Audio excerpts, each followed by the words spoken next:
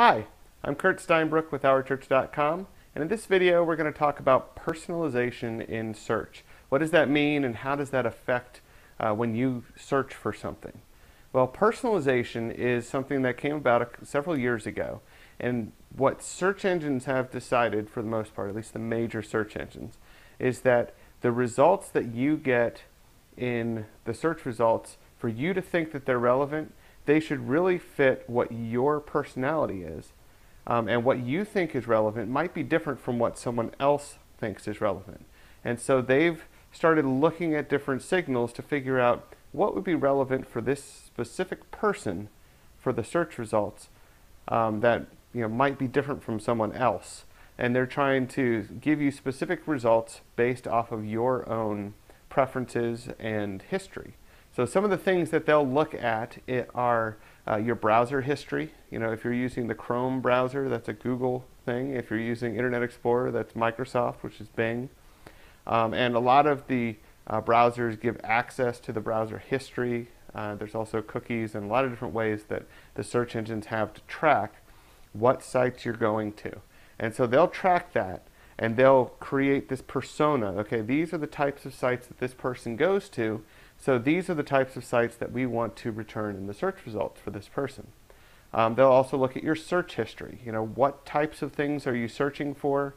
What links do you click on when you get the results? Things like that. And again, they put that all together and they start to create a persona for you. So one kind of distinction that you might find is, let's say you have one person who is a Democrat, another person who is a Republican. And the search engines can kind of figure that out based off of the sites that they're going to.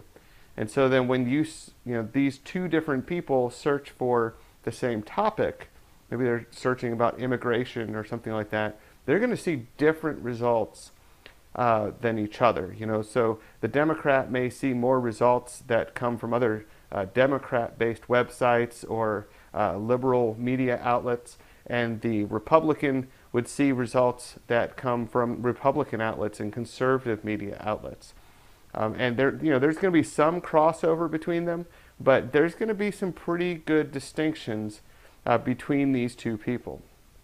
And so those types of things, and the personas go into a lot of different areas. You're looking at your religion, your politics, just your general preferences, your hobbies, all these types of things. They try to figure out what results you would like to see best when you do a search. Another thing that they look at is where you are, and they're trying to figure out, especially within local search, what kind of things would really be relevant for you. Because if you search for pizza and you're sitting in Cincinnati, results from Los Angeles aren't very relevant for you if you're actually going to order a pizza, and they think that's what you're trying to do. So what they'll do is they'll give you results from Cincinnati. And so a person searching in Cincinnati is going to see very different results than the person who searches in Los Angeles. And they're able to tell your location just from your IP address, just from where you're searching from. They can figure that out. And so they'll localize those search results. And that's another way that they personalize things. Another thing they look at is social signals. So what types of things are you sharing? What types of things are you liking in the social networks? And they'll take that to try to figure out that persona, to figure out who you are and what you like. They'll even look at who your friends are and what they like. So if you do a search on a topic and one of your friends has shared a result that would have been in those search results, they'll move that up towards the top and show you this person liked this page. You might like it too. So those kind of social signals will also go into what kind of results you see.